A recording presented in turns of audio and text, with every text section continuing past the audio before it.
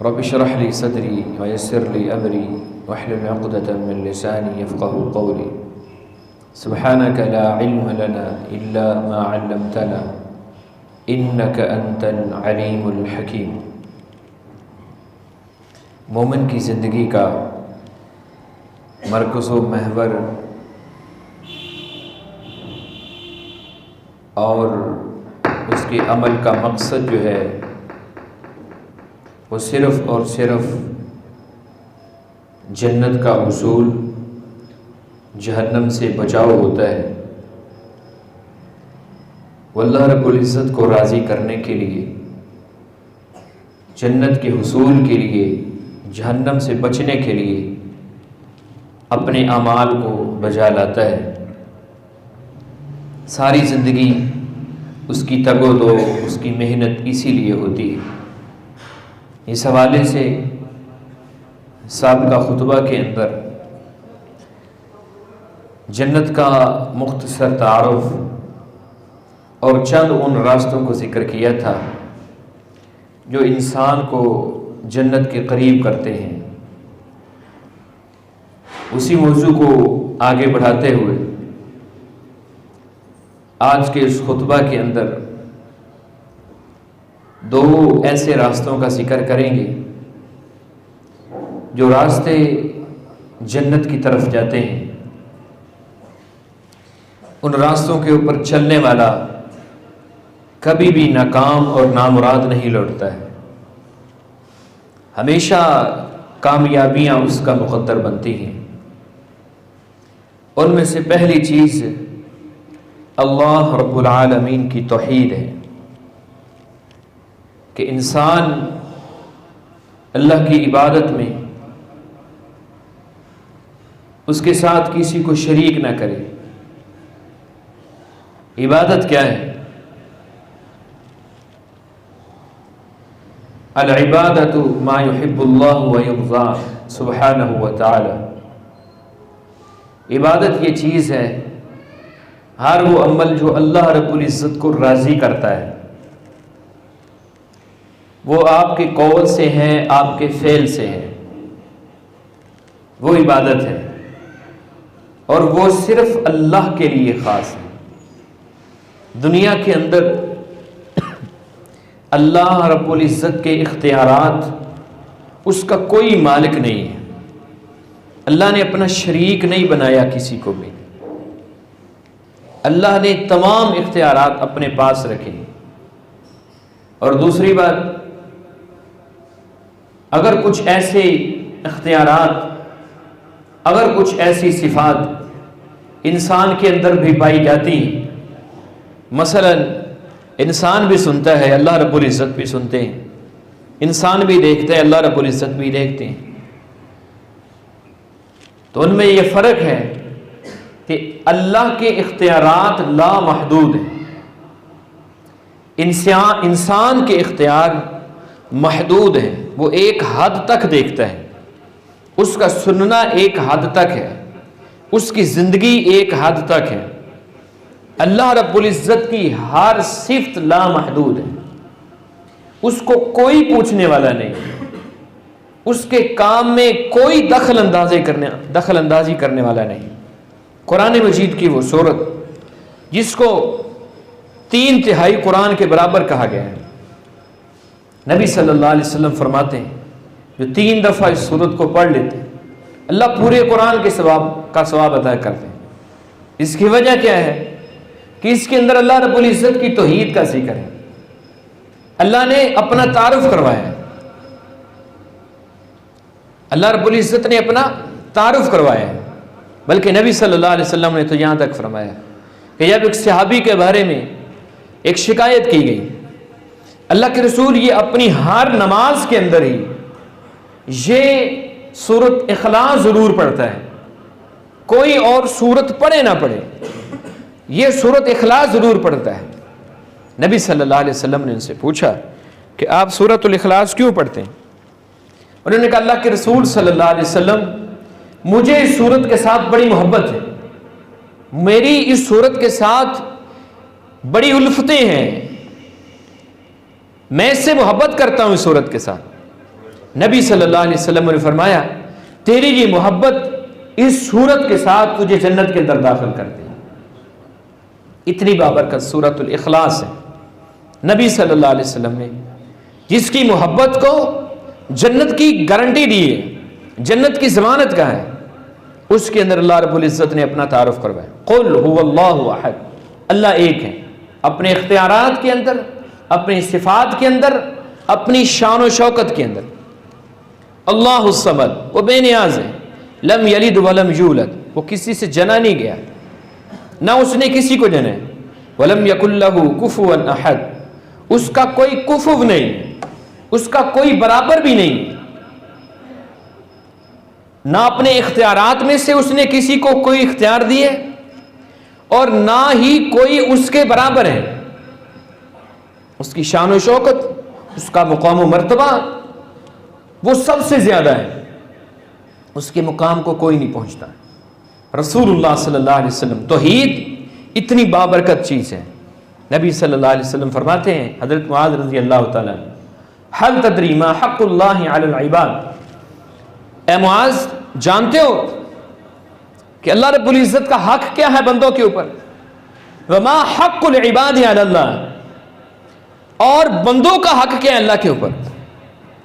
معاذ کہتے ہیں اللہ کے رسول میں تو نہیں جانتا, اللہ و رسولہ عالم, اللہ اور اس کا رسول ہی بہتر جانتے ہیں. نبی صلی اللہ علیہ وسلم نے فرمایا فإن حق اللہ علی عبادہ ان یعبدوہ ولا یشرکوا بہ شیئا, بندوں کے اوپر اللہ رب العزت کا حق ہے کہ بندے اللہ کے ساتھ کسی کو شریک نہ کریں, اکیلے رب کی عبادت کریں. عبادت کیا ہے؟ نماز, روزہ, حج, زکوٰۃ, سجدے, تلاوت, نذر و نیاز, چڑھاوے, یہ ساری باتیں. قربانی یہ عبادت ہے. ہم کوئی جانور ذبح کرتے ہیں, یہ ایک عبادت ہے. جب یہ عبادت ہے تو پھر یہ اللہ کے لیے خاص ہے, دنیا کی کسی ہستی کے لیے خاص نہیں. فرمایا کہ اللہ کے ساتھ کسی کو شریک نہ کریں, صرف اسی کی عبادت کریں. جب بندے اللہ کا حق ادا کریں گے تو پھر اللہ کے حق ادا کریں گے.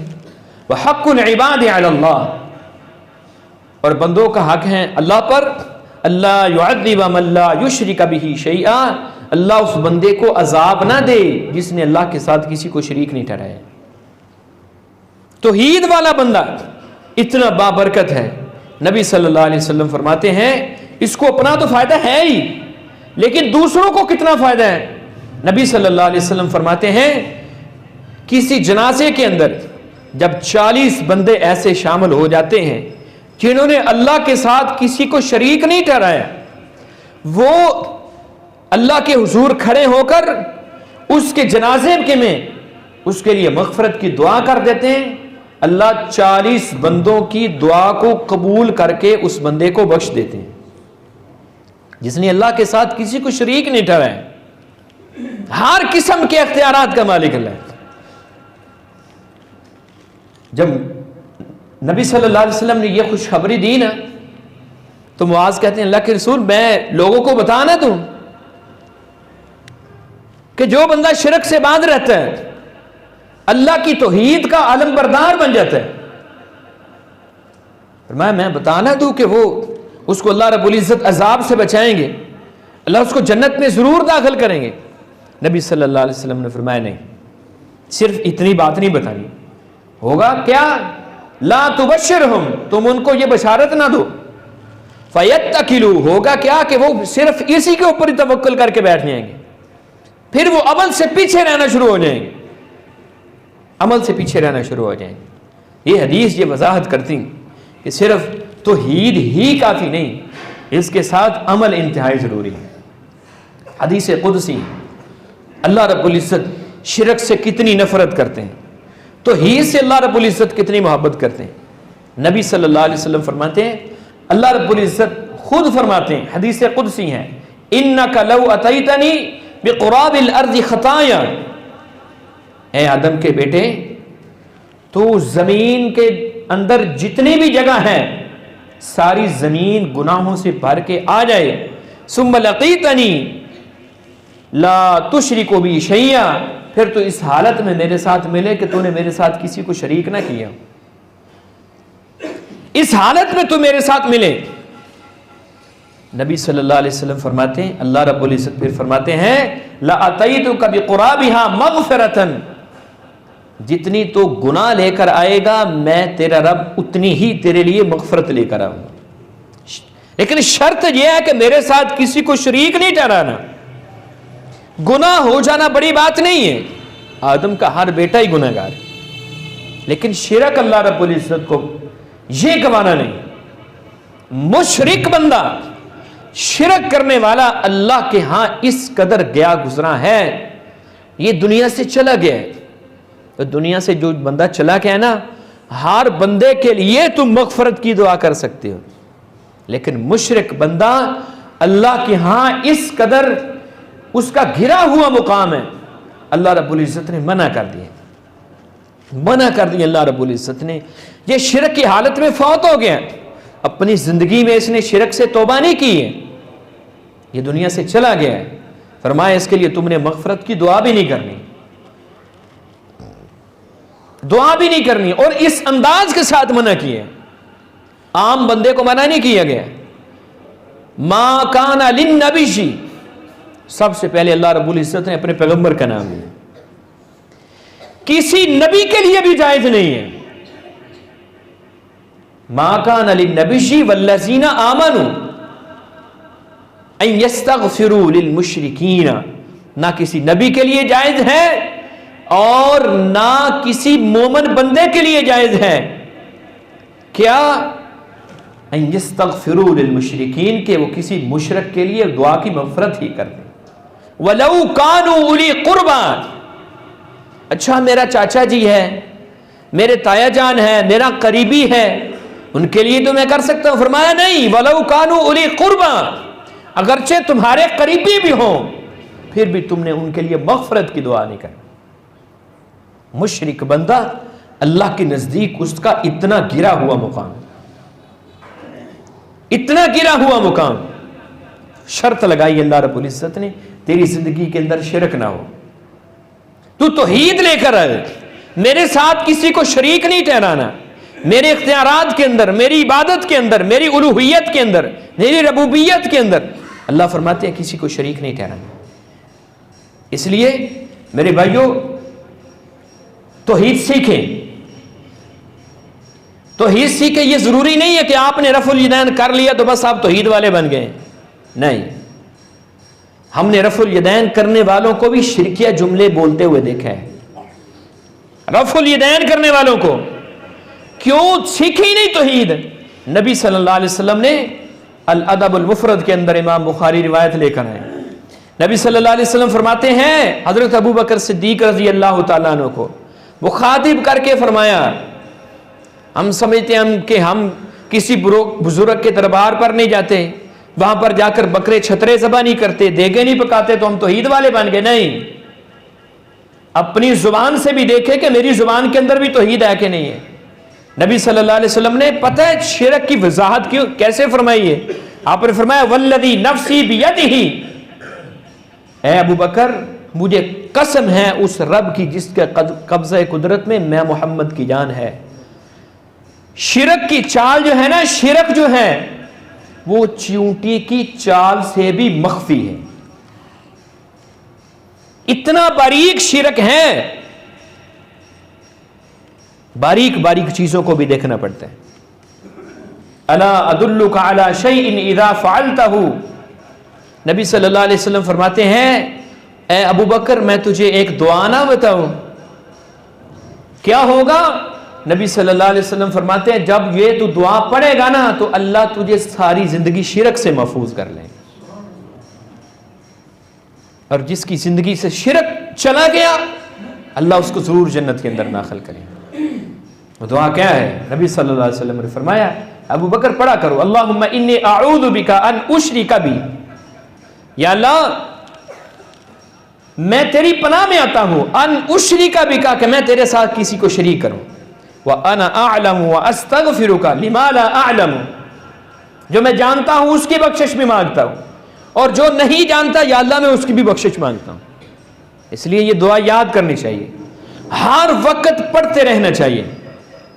اللہ رب العزت کا تعارف کیجیے, اللہ رب العزت کو پہچانیے, اللہ کی صفات کیا ہیں.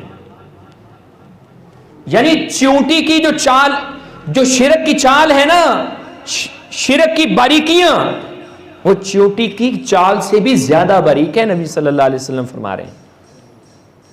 اس لیے سیکھنا چاہیے, اپنے آپ کو اس بات پہ لگائیں کہ ہم نے توحید کو سیکھنا ہے. اور سکھائے گا کیا؟ قرآن مجید سکھائے گا. کتابوں کو اٹھا کر دیکھیں, ترجمے والے قرآن پڑھیں. اللہ رب العزت نے اپنا تعارف کیا کروایا ہے, اپنا تعارف کیا کروایا ہے. جو بندہ رفع الیدین کرتا ہے نا, رفع الیدین کرنے والے بندوں کو میں نے یہ لفظ بولتے ہوئے دیکھا ہے کہ میں اللہ کو حاضر ناظر جان کر یہ بات کرتا ہوں. اللہ کے اللہ رب العزت ہر جگہ پر حاضر ہے ہی نہیں. یہ ایمان کی علامت ہے. نبی صلی اللہ علیہ وسلم کے پاس صحابہ کرام نے, ایک صحابی نے کہا اللہ کے رسول میں اپنی لونڈی کو آزاد کرنا چاہتا ہوں. نبی صلی اللہ علیہ وسلم نے فرمایا اس کو میرے پاس لے کر آؤ. وہ نبی صلی اللہ علیہ وسلم کے پاس لائی گئی. آپ نے اس سے پوچھا میں کون؟ اس نے کہا انت رسول اللہ, آپ اللہ کے رسول. پھر آپ نے دوسری بات جو پوچھی, آپ نے پوچھا این اللہ. اس کے ایمان کو چیک کرنے کے لیے, اس کے اسلام کو چیک کرنے کے لیے اللہ کے رسول نے جو بنیادی سوال پوچھے ہیں ان میں سے یہ سوال پوچھے این اللہ, اللہ کہاں پر ہے؟ اس نے کہا ہوا فی السماء, وہ آسمانوں کے اوپر ہے. جب اس نے اتنی بات کہی, نبی صلی اللہ علیہ وسلم نے اس صحابی کو کہا اس لونڈی کو آزاد کر دو, یہ مومنہ لونڈی ہے. ایمان کی علامت ہے یہ بات کہ اللہ اپنے عرش پر مستوی ہے. یہ ایک فطری عقیدہ ہے, فطری عقیدہ جس سے مومن مسلمان وہ متعارف نہیں ہے. بات بات پہ کہتا ہے میں اللہ کو حاضر ناظر جان کر یہ بات کرتا ہوں, میں اللہ کو حاضر ناظر جان کر یہ کام کرتا ہوں. نہیں, اللہ ہر جگہ پہ حاضر نہیں ہے. اللہ آسمان کے اوپر ہے, اپنی ذات کے اعتبار سے اللہ آسمان کے اوپر ہے. ہاں اللہ اپنے دیکھنے کے اعتبار سے, اللہ سننے کے اعتبار سے اللہ رب العزت دنیا کی ہر چیز کو دیکھتے بھی ہیں اور ہر چیز کی بات کو سنتے بھی ہیں. یہ اللہ رب العزت کی صفت ہے. اور یہ ایک فطری عقیدہ ہے, فطری عقیدہ جس سے مسلمان واقف نہیں. اور لا علمی کے اندر یہ جملہ بول جاتے ہیں. اب چھوٹے سے بچے سے پوچھ کر دیکھیں, چھوٹے سے بچے سے پوچھ کر, جس نے ابھی تک نہیں پڑھا, قاعدہ بھی نہیں پڑھا. اور چھوٹے بچوں کے بارے میں نبی صلی اللہ علیہ وسلم نے کیا فرمایا؟ کل مولود یولد علی الفطرہ, ہر بچہ دین فطرت اسلام کے اوپر پیدا ہوتا ہے. اب یہ بچہ بھی فطرت پر ہے, ٹھیک ہے, اس نے ابھی قاعدہ نہیں پڑھا, اس نے بھی کچھ بھی نہیں پڑھا, لیکن اس کے باوجود آپ اس کو پوچھے کہ اللہ کہاں ہے, کہ وہ آسمانوں کی طرف اشارہ کرتے ہیں. اللہ آسمانوں کے اوپر ہے. تو بہرحال نبی صلی اللہ علیہ وسلم کی 20 احادیث اللہ رب العزت کی کہ قرآن کی 20 آیات اس بات پہ دلالت کرتی ہیں اللہ اپنے عرش کے اوپر. یہ میں نے آپ کو ایک مثال دی ہے کہ جہالت کے اندر ہم یہ جملہ بولتے ہیں. اس لیے اللہ کی توحید کو سیکھیں کہ اللہ رب العزت کی توحید ہے کیا. دنیا کے اندر کوئی بھی چیز نفع نقصان کی مالک نہیں. حضرت عمر بن خطاب رضی اللہ تعالیٰ عنہ حجر اسود کو مخاطب کر کے فرمایا, جس نے ایمان کی حالت میں ایک دفعہ اس کو استلام کیا ہے یا بوسہ دیا ہے, نبی صلی اللہ علیہ وسلم فرماتے ہیں کل قیامت والے دن حجر اسود کو اللہ زبان بھی دیں گے, آنکھیں بھی دیں گے. یہ حجر اسود جس نے اس کو ایمان کی حالت میں بوسہ دیا ہے یا ایمان کی حالت میں استلام کیا ہے, حجر اسود اس بندے کے ایمان کی گواہی دے اور اس کو جنت میں لے کر جائے. اتنا بابرکت پتھر ہے, جنت سے لایا گیا ہے. فرمایا جب لایا گیا تھا تو سفید تھا, لیکن انسانوں کے گناہوں کو چوس چوس کے اس وقت سیاہ ہو چکا ہے. جنت سے لایا گیا پتھر, اس سے بابرکت بھی کوئی پتھر ہو سکتا ہے. لیکن عمر بن خطاب رضی اللہ تعالیٰ عنہ نبی صلی اللہ علیہ وسلم کے تربیت یافتہ ہیں. ہم نے تو درختوں کو نفع نقصان کا مالک سمجھ لیے، قبروں کو نفع نقصان کا مالک سمجھ لیے. درخت سے مسواک اتاری تو یہ ہو جائے گا، درخت سے ٹہنی توڑی تو یہ ہو جائے گا، درخت کو گرایا تو یہ ہو جائے گا. ادھر حجر اسود ہے، بیت اللہ کے اندر نصب ہے. عمر بن خطاب رضی اللہ تعالیٰ عنہ کیا کہہ رہے ہیں؟ اپنے عقیدہ کا اظہار کریں. حجر اسود کو مخاطب کر کے فرمایا انی اعلم انک حجر، اے حجر اسود میرا عقیدہ سن لو، میں جانتا ہوں کہ تو ایک پتھر ہے، لا تضر ولا تنفع، نہ تو نفع دے سکتا ہے نہ تو نقصان دے سکتا ہے. میں تجھے بوسے کیوں دیتا ہوں، میں تجھے سلام کیوں کرتا ہوں؟ ولولا انی رأیت رسول اللہ صلی اللہ علیہ وسلم یقبلک ما قبلتک، اگر میں اللہ کے پیغمبر کو نہ دیکھتا کہ وہ تجھے بوسہ دے رہے ہیں، وہ تجھے چوم رہے ہیں، میں عمر تجھے کبھی بھی نہ چومتا. حجر اسود اگر نفع نقصان کا مالک نہیں ہے تو پھر دنیا کے اندر اور کون سی چیز ہے جو نفع نقصان کی مالک ہو سکتی ہے؟ اس لیے اگر کسی کو نقصان ہوتا ہے تو اللہ کی طرف سے. عبداللہ ابن عباس رضی اللہ تعالیٰ عنہ کو، چھوٹے سے بچے ہیں، نبی صلی اللہ علیہ وسلم نے 11 نصیحتیں فرمائی تھی، اور ان میں سے ایک نصیحت یہ بھی تھی، اے عبداللہ اس بات پہ یقین کر لو، اس بات کو خوب جان لو. اللہ کے رسول کون سی بات ہے؟ فرمایا ساری دنیا جمع ہو جائے، ساری دنیا جمع ہو جائے، جن و انس جمع ہو جائیں تجھے نقصان پہنچانے کے لیے، اے عبداللہ تیرا رب نہ چاہے تو ساری دنیا مل کے بھی تجھے نقصان نہیں پہنچا سکتی، اور ساری دنیا جمع ہو جائے تجھے نفع دینے کے لیے، تیرا رب نہ چاہے تو تجھے کوئی نفع نہیں دے سکتا ہے. اور ساری دنیا جمع ہے کہ نہیں ابراہیم کو مارنے کے لیے علیہ الصلوۃ والسلام؟ مشرکین سارا مکہ جمع ہے کہ نہیں؟ آج کی رات محمد کریم علیہ الصلوۃ والسلام کو آج نعوذ باللہ شہید کر دیا جائے گا. سارا مکہ مل کے بھی پیغمبر کے ایک بال نہیں کھیر سکا، سارے مشرک مل کر بھی ابراہیم علیہ الصلوۃ والسلام کا ایک بال تک آگ کے اندر نہیں جلا سکے. اللہ رب العزت نے آگ کے اندر گئے ہیں، لیکن آگ کے اندر نقصان کا جو مادہ ہے وہ تو اللہ رب العزت نے رکھا ہے نا. اس لیے توحید کو سمجھیں، یہ آپ کو جنت کی طرف لے کر جائے گی، یہ وہ راستہ ہے جو سیدھا جنت کی طرف جاتا ہے. اور توحید کے بعد ایک ایمان والے کے اوپر سب سے پہلی چیز جو فرض ہوتی ہے وہ نماز. سب سے پہلی چیز نبی صلی اللہ علیہ وسلم کی آپ احادیث پڑھ کر دیکھ لیں، اللہ رب العزت کے پیغمبر علیہ السلام کی احادیث کو پڑھ کر دیکھ لیں. آپ نے جہاں بھی شہادتین کا ذکر کیے ہیں، کلمے کا ذکر کیا ہے، اور وہاں پر جب دوسرے اعمال کا ذکر کیا ہے تو سب سے پہلے نماز کا ذکر کیا، سب سے پہلے نماز کا. لیکن افسوس کا مقام یہ ہے کہ ہمارے معاشرے کے اندر اگر 98% میں لوگ کہوں تو یہ مبالغہ نہیں ہوگا، 98% لوگ نماز نہیں پڑھتے.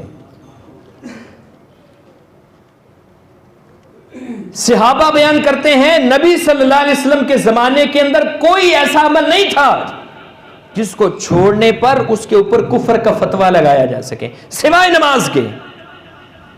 نماز علامت تھی ایمان کی. مشرکین کو بھی اپنے ایمان کو ثابت کرنے کے لیے مسجد میں آنا پڑتا تھا، وہ آتے تھے مسجد میں. نمازی بندہ وہ جنت میں جائے گا، بے نمازی کا تو اسلام اللہ رب العزت نے قبول ہی نہیں کرنا. بے نمازی کا تو اللہ رب العزت کے پیغمبر نے اسلام قبول نہیں کیا ہے. اسی لیے امام ابن القیم رحمہ اللہ فرماتے ہیں لا یختلف المسلمون، مسلمانوں کا اس بات کے اندر کوئی اختلاف نہیں، ان ترک الصلاۃ المفروضۃ عمدا، کوئی بندہ جان بوجھ کر ایک نماز کو چھوڑ دے اس کا گناہ کتنا ہے. فتویٰ سنیے امام ابن القیم رحمہ اللہ کا. وہ کہتے ہیں اس بات کے اوپر پوری امت کا اجماع ہے، امت کے اندر کوئی اختلاف نہیں ہے کہ جو بندہ جان بوجھ کر ایک گناہ چھوڑ دیتا ہے، من اعظم الذنوب و اکبر الکبائر، اس نے سب سے بڑے گناہ کا ارتکاب کیا ہے۔ کتنا بڑا گناہ، کتنا بڑا گناہ۔ کوئی بندہ زنا کر لیتا ہے، چوری کر لیتا ہے، کوئی بندہ کسی کا مال ناجائز طریقے سے ہڑپ کر لیتا ہے، اس سے بڑا تو گناہ نہیں ہوگا۔ امام صاحب فرماتے ہیں نہیں، وَإِنَّ إِثْمَهُ عِنْدَ اللَّهِ أَعْظَمُ مِنْ إِثْمِ قَتْلِ النَّفْسِ، نماز کو چھوڑنا اتنا بڑا گناہ ہے کہ اگر کسی جان کو بھی قتل کر دیا جائے نا تو اتنا بڑا گناہ نہیں ہے۔ کسی مسلمان کو نہ حق قتل کرنا کتنا بڑا جرم ہے۔ نبی اللہ رب العزت نے فرمایا ہے قرآن کے اندر، جو بندہ کسی مسلمان کو ناجائز قتل کر دیتا ہے اللہ نے اس کے اوپر ہمیشہ ہمیشہ کے لیے جنت کو حرام قرار دے دی۔ مسلمان کو قتل کرنا اتنا بڑا گناہ ہے۔ فرمایا نماز اس سے بھی بڑا جرم ہے، اس سے بھی بڑا جرم ہے نماز کو چھوڑ دینا۔ وَأَخْذُ الْأَمْوَالِ، اور اس کا گناہ کسی مسلمان کے مال کو ناجائز طریقے سے ہڑپ کر جانا، اس سے بھی بڑا گناہ ہے، اس سے بھی بڑا گناہ ہے۔ وَمِنْ اسْمِ الزِّنَا، اگر کوئی بندہ زنا بھی کر لینا، فرمایا زنا بھی نماز چھوڑنے سے چھوٹا گناہ ہے۔ زنا کی سزا پتہ کیا ہے؟ شادی شدہ زنا کرے نا، شادی شدہ، اللہ کے پیغمبر علیہ السلام فرماتے ہیں اس کا اللہ کی زمین کے اوپر رہنے کا کوئی حق نہیں ہے، اس کو مار دینا چاہیے۔ کس طرح مارنا ہے؟ اس کے اوپر حد لگانی ہے۔ اسلامی حکومت ہو، قاضی اس کے اوپر حد لگائے گا۔ کیسے حد لگائے گا؟ اس کو قتل کرے گا۔ کیسے قتل کرے گا؟ ایک ہی جھٹکے کے اندر نہیں۔ وہ اسلام جو قربانی کے جانور کو بھی ذبح کرنے کے لیے تعلیم دیتا ہے، نبی صلی اللہ علیہ وسلم فرماتے ہیں قربانی کے جانور کو بھی ذبح کرنا ہے نا تو اس کے ساتھ احسان کر لیں۔ کیا احسان؟ چھری تیز کر لینی ہے تاکہ اس کو تکلیف کم ہو۔ اتنا خوبصورت میرا اسلام ہے، لیکن زنا کتنا بڑا جرم ہے۔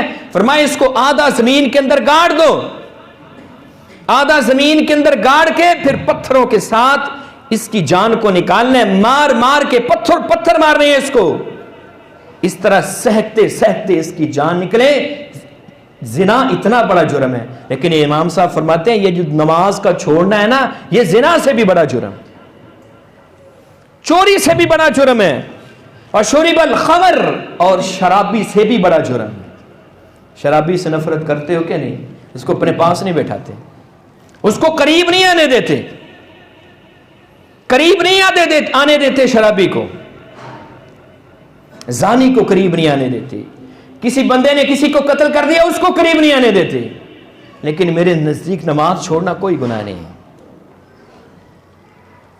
دیکھیے آپ کہاں پہ کھڑے ہیں، صبح سے لے کر شام تک مال مال مال، اس کے اندر کوئی اللہ کا بھی حصہ ہے؟ تیری زندگی کے اندر کوئی اللہ کا بھی حصہ ہے کہ نہیں؟ وَمَا خَلَقْتُ الْجِنَّ وَالْإِنسَ إِلَّا لِيَعْبُدُونَ، مجھے تو اللہ رب العزت کی عبادت کے لیے پیدا کیا گیا تھا، وہ میری زندگی کے اندر کہاں ہے؟ نبی صلی اللہ آخری حدیث بیان کر کے اپنی گفتگو کو ختم کرتے ہیں۔ آخری نبی صلی اللہ علیہ وسلم کی جو نماز تھی نا، رہی تھی نا غزوہ تبوک کے موقع کے اوپر، غزوہ خندق کے موقع کے اوپر، عصر کی نماز لڑائی کی شدت کی وجہ سے اللہ کے پیغمبر علیہ السلام کی رہ گئی ہے۔ کس وجہ سے؟ کافروں کے ساتھ لڑائی کی وجہ سے نبی صلی اللہ علیہ وسلم نے بد دعا کے لیے ہاتھ اٹھائے۔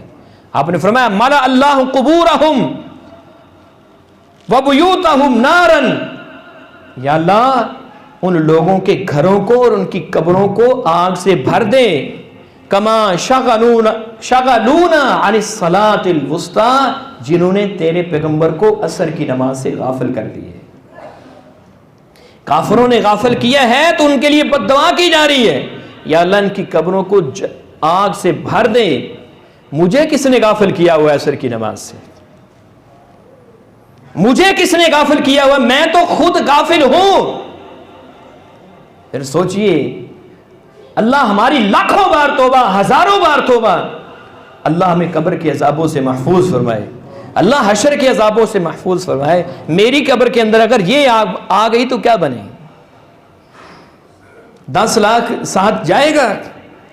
کروڑوں کی جائیدادیں ساتھ جائیں گی؟ قطعاً نہیں، قطعاً نہیں۔ تمہیں 3 دن نہیں گزریں گے، لوگ بانٹ لیں گے، آپس میں بانٹ لیں گے لوگ۔ میرے ساتھ جائے گی میری نماز، جائے گی میرا روزہ، جائے گا میری عبادتیں جائے گی۔